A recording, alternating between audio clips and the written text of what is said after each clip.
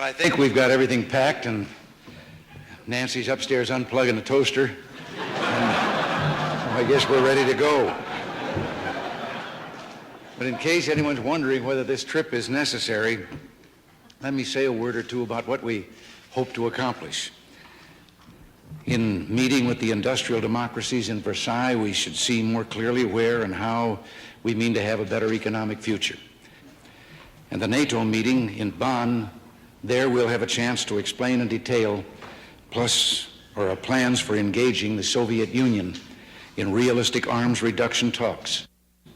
So that's my reason for going, and I can only tell you that I shall be more proud than I've ever been of anything to be there representing the United States, with an opportunity once again to express to all of them and to the world what it is we think we represent, what it is we want for all the people of the world.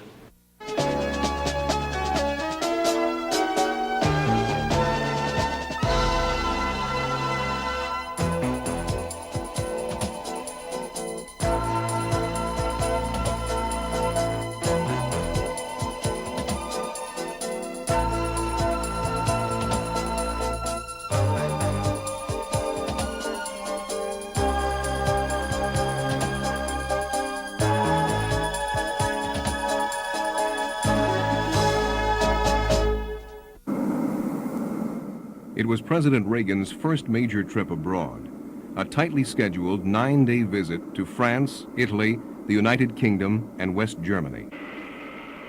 And despite a rainy beginning in Paris, the trip would be marked by significant developments, among them a major U.S. troop reduction proposal to complement Mr. Reagan's earlier arms reduction initiatives.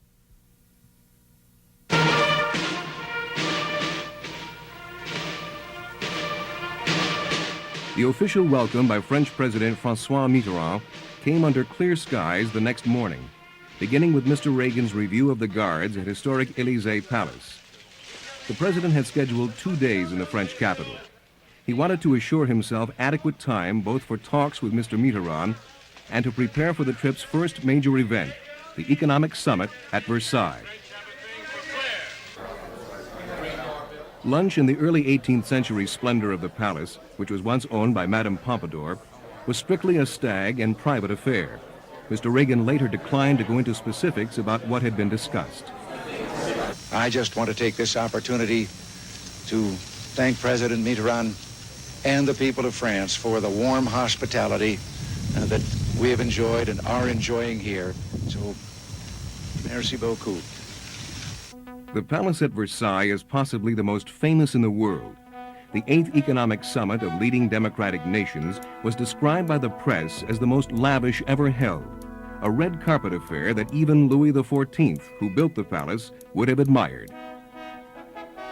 President Mitterrand and other heads of government were determined to press Mr. Reagan for a reduction in high American interest rates, which they say strengthen the dollar at the expense of other currencies and help weaken the economies of European nations. British Prime Minister Margaret Thatcher was among those who appealed to Mr. Reagan. His reported reply, in working sessions not open to the news media, was that the interest rates were down from their high by 25%. He said they will drop further soon, as his domestic economic initiatives strengthen the American economy. For his part, Mr. Reagan urged fellow conferees to stop using bargain interest rates to promote trade with the Soviet Union. Helmut Schmidt of West Germany, among other European leaders, had rejected earlier American pleas for reduced trade with the Soviets. Representing Japan at the summit was Prime Minister Zenko Suzuki. Other participating nations were Canada and Italy. After 2 days of meetings, the conferees officially agreed in a communique that interest rates are too high. There also was acceptance of reduced trade with the Soviet Union. U.S. Treasury Secretary Donald Reagan was pleased. I think we accomplished what we set out to do. Remember, this is the first time that the 7 leading nations of the Western world have agreed and set down a record that they will limit their dealings, their financial and economic dealings with the Soviet. When the work was done, the summit partners and their wives celebrated in Louis XIV's Hall of Mirrors, made magic by candlelight. They crowned the evening with fireworks. Next morning, after an early flight from Paris to Rome, President and Mrs. Reagan began another extraordinary day of ritual and glamour with a drive to the Vatican. The President and Pope John Paul II met privately for 50 minutes. Then Mrs. Reagan, Secretary of State Alexander Haig, and others joined them before they spoke to the media. As you know, Your Holiness, this is my first visit to Europe as President, and I would like to think of it as a pilgrimage for peace. The very condition of the world today calls for a far-sighted policy that will favor peace in our day. The next stop in Rome was Italy's presidential palace and a visit with President Pertini. A special message Mr. Reagan had brought to his Italian counterpart was further thanks for the rescue of U.S. General Dozier from terrorist kidnappers. 2 hours later, another country, England, another palace, Windsor Castle. And here the welcoming head of state was Queen Elizabeth II. As she, President Reagan, Mrs. Reagan, and Prince Philip looked on from the reviewing platform, the Grenadier Guards helped establish once again that no one is better at pomp and ceremony than the British.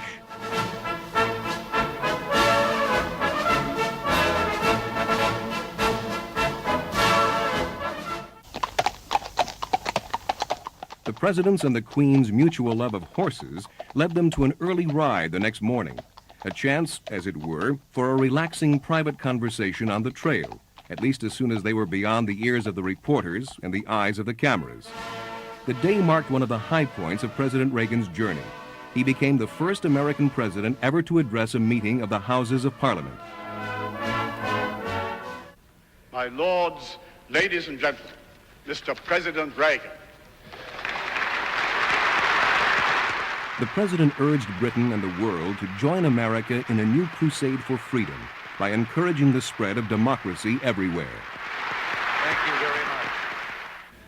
The objective I propose is quite simple to state: to foster the infrastructure of democracy, the system of a free press, unions, political parties, universities, which allows a people to choose their own way, to develop their own culture, to reconcile their own differences through peaceful means. We invite the Soviet Union to consider with us how the competition of ideas and values which it is committed to support can be conducted on a peaceful and reciprocal basis. For example, I am prepared to offer President Brezhnev an opportunity to speak to the American people on our television if he will allow me the same opportunity with the Soviet people.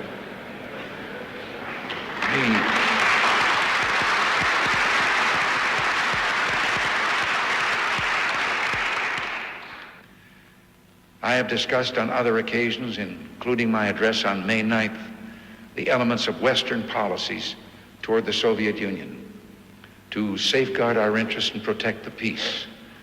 What I'm describing now is a plan and a hope for the long term. The march of freedom and democracy, which will leave Marxism, Leninism on the ash heap of history as it has left other tyrannies which stifle the freedom and muzzle the self-expression of the people.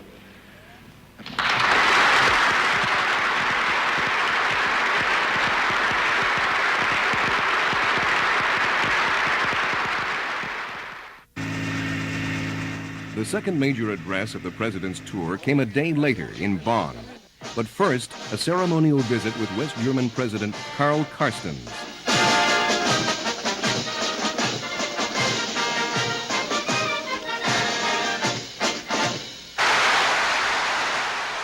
Then on to the Bundestag, where he was warmly received, and in return promised steadfast American support. A national effort entailing sacrifices by the American people is now underway to make long overdue improvements in our military posture. The American people support this effort because they understand how fundamental it is to keeping the peace they so fervently desire. We also are resolved to maintain the presence of well-equipped and trained forces in Europe, and our strategic forces will be modernized and remain committed to the alliance. By these actions, the people of the United States are saying, we are with you Germany, you are not alone.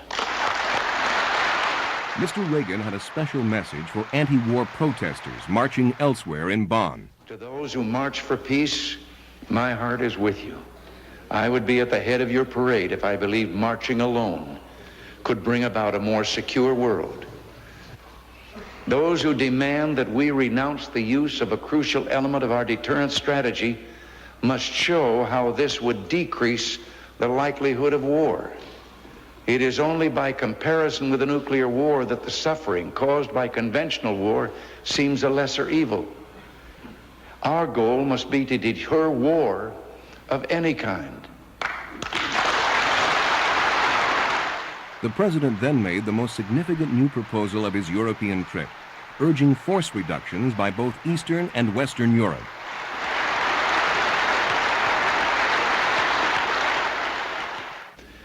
In recent weeks, we in the alliance have consulted on how best to invigorate the Vienna negotiations on mutual and balanced force reductions. Based on these consultations, Western representatives in the Vienna talks soon will make a proposal by which the two alliances would reduce their respective ground force personnel in verifiable stages to a total of 700,000 men and their combined ground and air force personnel to a level of 900,000 men.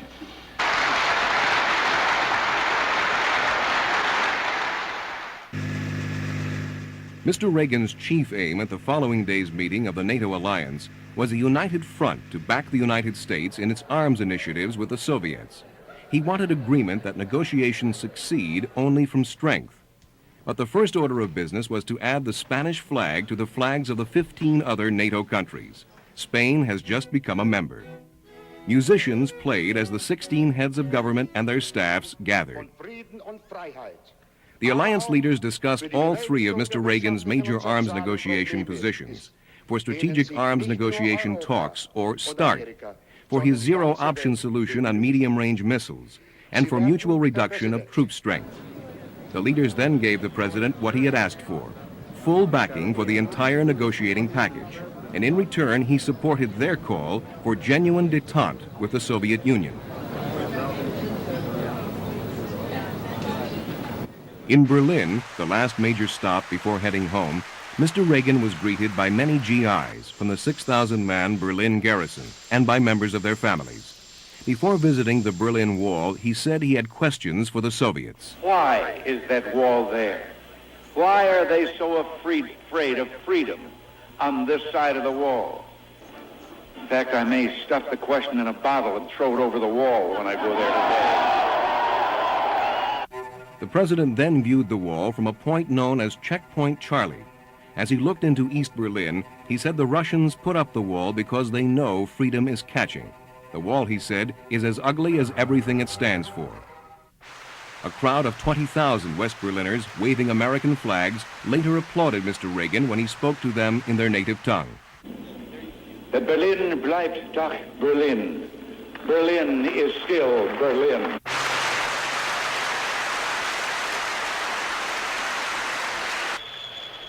Within hours thereafter, following 9 exhausting but productive days, the president was back home again, setting down at Andrews Air Force Base near Washington.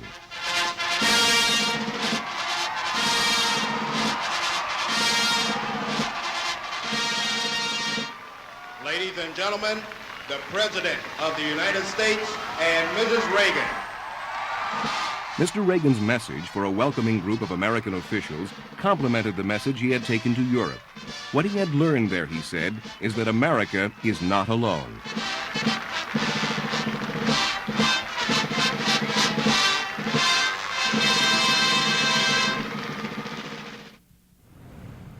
In an interview at the State Department in Washington, the impact of President Reagan's European visit was discussed by Hugh Sidey, Washington contributing editor of Time magazine, and 2 high-ranking department officials: Robert Hormats, Assistant Secretary for Economic and Business Affairs, reasonable means of resolving these differences. and Richard Burt, Assistant Secretary Designate for European Affairs. Mr. Sidey first talked with Mr. Hormats. We're back in Washington now after that rather remarkable journey. Mr. Hormats, and so let's talk about some of the results. Naturally, we like to rate them. That's one of the first things. How did you rate this summit meeting? The summit came off quite well, I think. Leaders managed to reach agreement in many areas. Some of the agreements were harder than in others, but I think they managed to address the issues head on and to come to some type of an agreement in almost everything they dealt with. Was that first matter of President Reagan as leader, as the man who brings the most to a meeting like this, has the most wealth, and of course underlies the defense. Some doubts about him, whether he understood policy, economic matters. How did he conduct himself and how did they react to him? The President came in with some strong ideas about what he wanted to get out of the summit. He pushed them very effectively in my judgment. And I think as a result, we got agreement in a number of areas that were very important, not just to us, but important to the West in general. I think he came in with an attitude that what we need out of these summits is not a victory for any one country or any small group of countries, but progress which moves the West forward, which strengthens Western economic partnerships. If I read the comments right at the end, he didn't quite satisfy those who were very upset about our high interest rates. It's probably true that there are still some doubts as to whether the United States can get its interest rates down.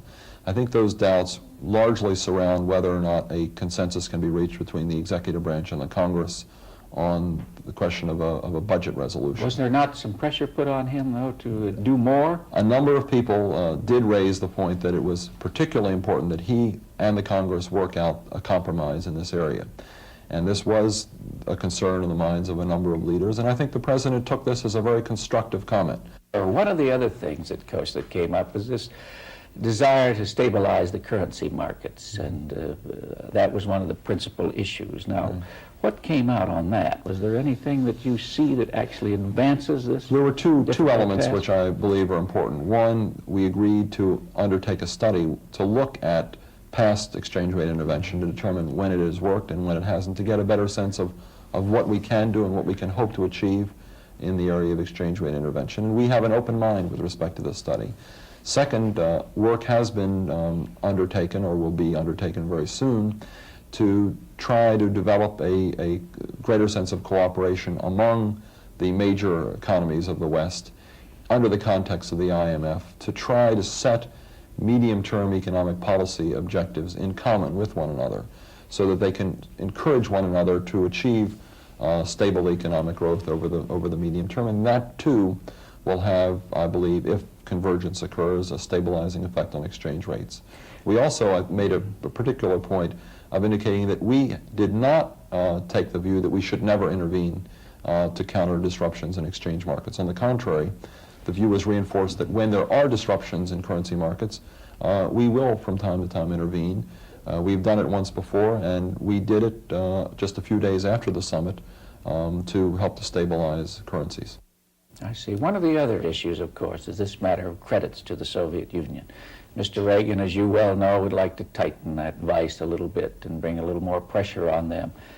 Well, you're right. We didn't get as far as we would have liked in that area. We believe there is a problem here. There's a problem that we have, first, the third largest economy in the world, the Soviet Union, which should not receive subsidies paid for by Western taxpayers.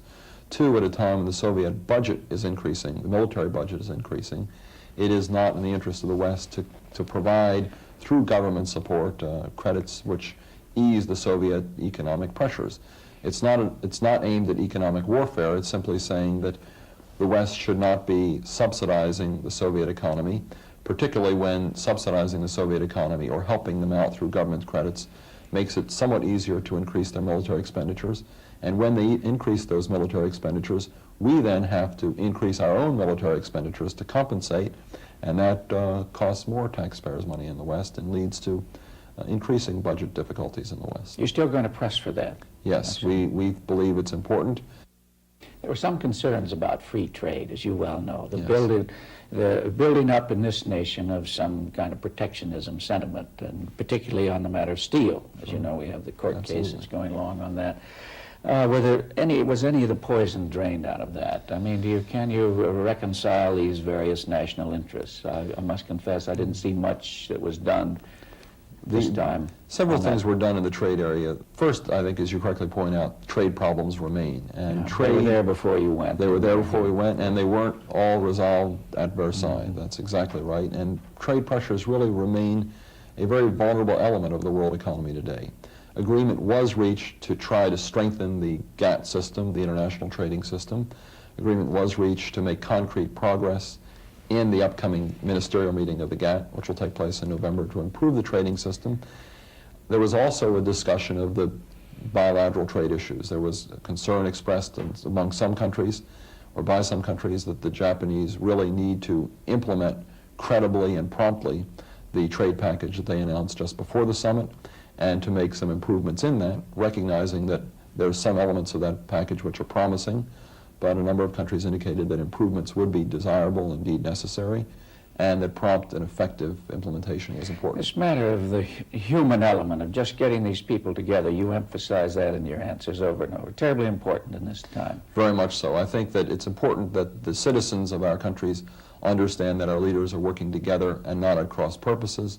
It's also important because the partnership among these countries is central to the world economy. If these economies can't work together properly, the world economy is not going to work very well together. And I think that the proof of the pudding in these summits is not what is said in the communique, so much as what is done as a result of what is said in the communique. That is follow-up. And that is really the critical stage now, that we really follow up credibly and promptly what we have agreed to do at Versailles. One final question.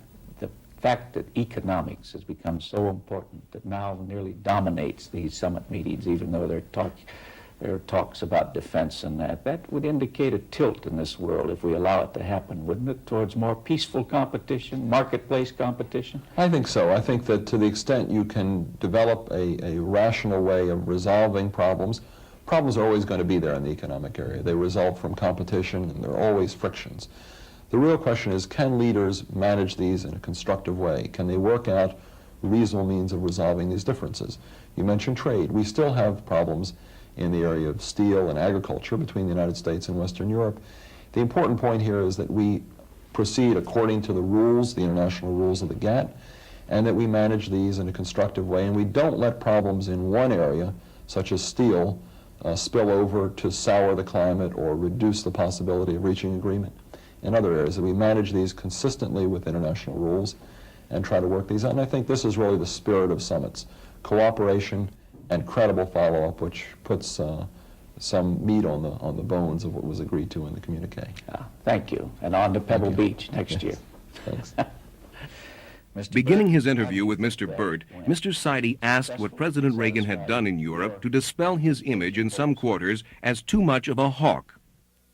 I think that there is no one image of the president in Western Europe, and depending on how well the people in question or the journalists in question knew the man, I think that what they needed to do, though, was see him in the flesh. The leaders needed to sit down and be able to talk to him about a wide range of issues. Did you gain a little more cohesion among these diverse nations? I think that any meeting? honest appraisal would have to be that we did. You know, it was only 18 months ago, a year ago, that every article one read about the alliance was either used the word crisis or disarray, and I haven't seen either of those two words used to describe the outcome of this meeting. Did he succeed, and I believe this was one of the true goals of the trip, in becoming a part of the peace movement, or at least co-opting some of that sentiment that's rising all over the world to talk more of peace? I think he co-opted it successfully in the sense that when he stood before the German Bundestag and he said, you know, if he could be part of these marches, that he would be part. He would be at the front of these marchers. But he went beyond, I think, just simply co-opting the peace movement. I think he's tried to redirect it to some extent, to focus on the real problems, which is not simply the desire for peace, but as the President put it, peace with justice and liberty. He reminded the Western Europeans of some core values and beliefs that bind us together and that have to be part of our approach in dealing with the Soviet Union and are necessary parts of Western self-confidence. Mr. Burt, could you list for us some of these initiatives that are coming up in the whole negotiation process in the next few months? There are really four principal arms control initiatives now that we have launched. First of all, these negotiations on the intermediate range nuclear forces, which we began last November, are now in their second round and will continue through the summer.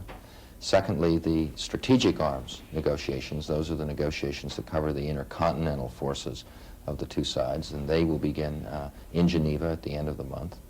Thirdly, we have this new, fresh approach to conventional forces in Europe, and we will be, hopefully very soon with our allies, presenting a new draft treaty in Vienna where those negotiations are taking place.